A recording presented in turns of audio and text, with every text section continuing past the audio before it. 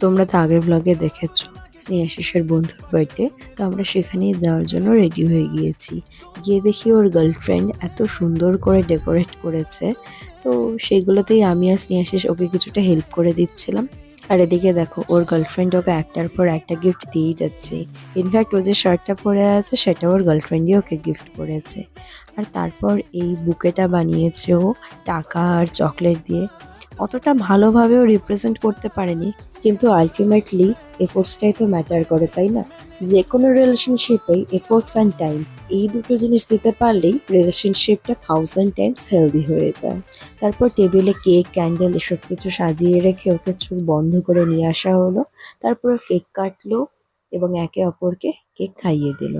এরপর ওদের কিছু ছবি ভিডিওস তুলে দেওয়ার সময়ই ওদের বাকি বন্ধুরা আবার আরেকটা কেক নিয়ে আসলো। তো তারপর সেই কেক কাটার পর তো ওদের বন্ধুদের সেই নাচ শুরু হলো।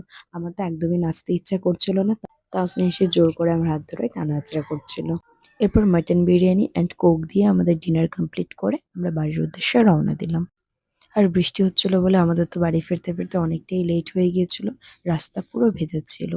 So that's it for today. ভিডিওটা ভালো লাগলে একটা লাইক করে দিও and please subscribe my channel. Till then take care, tata.